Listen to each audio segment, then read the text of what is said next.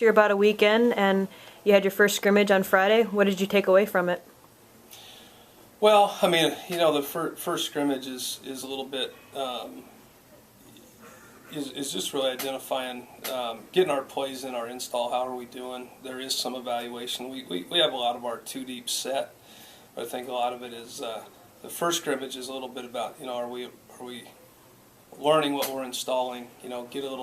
Put them in some game type situations. Our second scrimmage, which will be today, is a little bit more game operational management.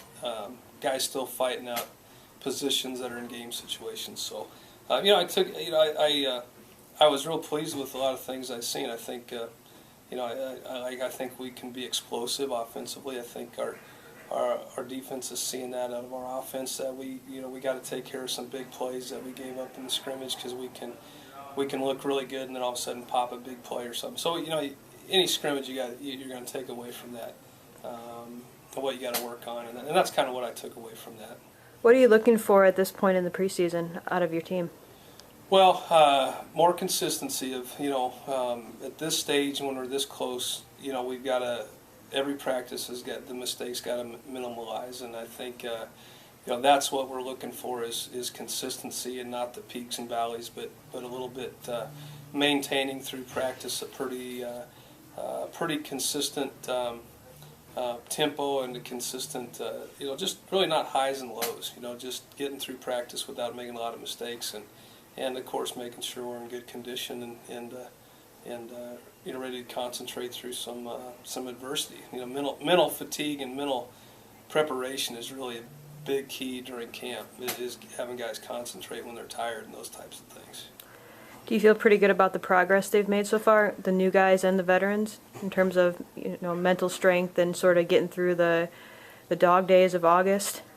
Yeah, no, I do. I think what's helped offensively is this is the first year since I've been here that we've had a returning quarterback, and I think that's from an offensive standpoint, that's been huge, because we came into camp from spring ball with a guy that's was declared the starter and knowing. And in the past, we've had to spend a lot of camp trying to get that position figured out. And so I think offensively that was a good key in why our progress has gone very well offensively. I think defensively we have a lot of veterans, and kind of the same thing. I think we came in very prepared. It's the first time you've had a returning quarterback. Have you set goals for him already? Are you just going to see what happens? What are your plans for a guy that's sort of become the leader of the team?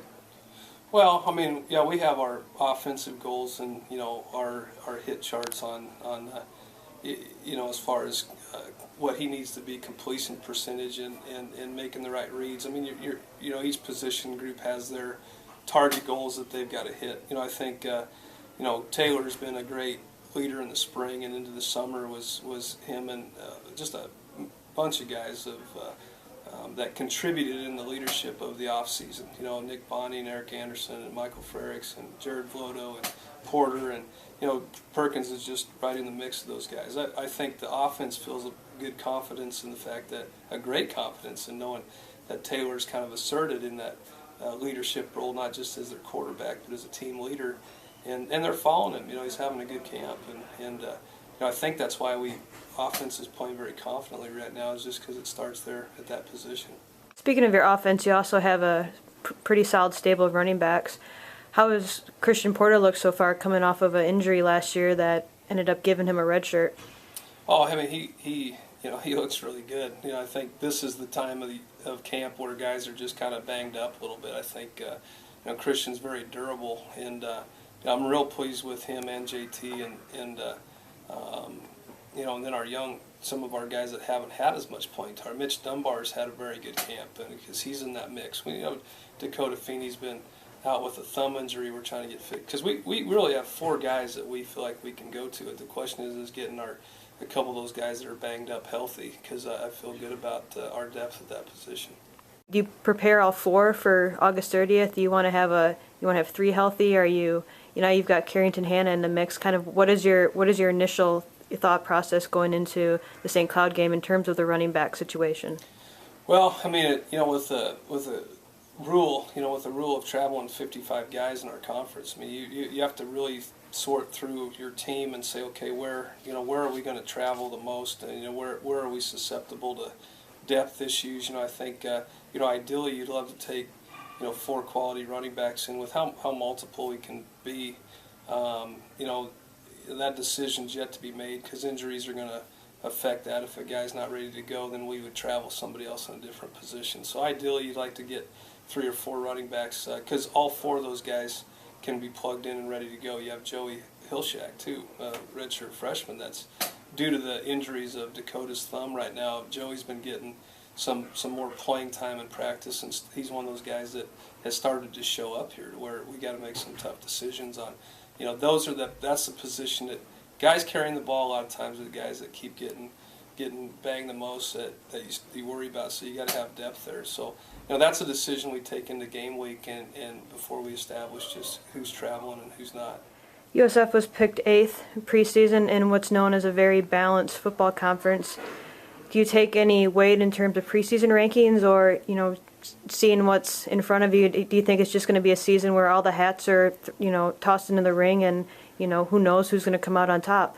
I don't think anybody knows. I always, those are always things for the fans because people are always curious where their team's going to be. But I've never put too much into preseason polls, man. You go back at the end of the year and compare what coaches have thought by the end. It's always so jumbled around. You just don't know. Injuries got to play a part in that. In college football, people graduate people. It's not like the NFL where you got a guy coming back or something. I mean, it's just always a crapshoot a little bit on what, on that. We have not used that as any type of motivation for our team. We've already said that we know that there's going to be a big curiosity about us coming in, and I think people are going to have their opinions about if we can hang, if we can't hang, and really all that matters is us and how we go into each game prepared and go play how we know what we can play, and then you just got to kind of let it sort itself out. You started breaking down St. Cloud yet? Oh yeah, that's been going on for a little while. Anything starting to jump out in terms of their defensive line? Obviously, they have a pretty seasoned quarterback up there as well. Yeah, I mean, the quarterback impresses me. I mean, he's a composed, accurate kid, and again, they've got, anytime you have that much experience coming back in that position, usually offense is going to be good. I know that they've got a lot of new guys defensively. They're going to look at us and say we've got a lot of new guys in certain spots. That's part of the chess match. You just don't know until the first series until you get eyes on in a game situation. But I do know this, that their head coach is a very good coach. They're always prepared, and they've got a great tradition. And, we just got to be ready to play. But I don't, I did the same thing with North Dakota and McNeese and teams that are good football teams. You watch them on film, if you put too much merit in what you see on film, because things are just always different when you're live, and so you just have to respect everybody and have no intimidation about it. Fear no one, but respect every team you play. There's already been a bit of buzz about the new helmets and the jerseys. Just what was the process in terms of the design of the new helmets and the bringing back the purples? Well, I think that's part of what made that fun was setting up the fact that we wanted to bring more attention to our colors. I know when we switched over and wanted to change up our uniforms, obviously you're going to have people excited, people that miss the purple, but that's kind of our whole strategy was to come back to a purple uniform. And I know and helmets, kids this day and age, I'm pretty old school when it comes to uniforms, but I think it's kind of fun for the kids. Another aspect of that they feel good in what they're wearing and stuff. I don't think uniforms and helmets and those things will win football games, but I think our guys are pretty appreciative and will not use that. I don't think they'll take advantage of that. They know they still got to go out and play football in whatever uniform they're in.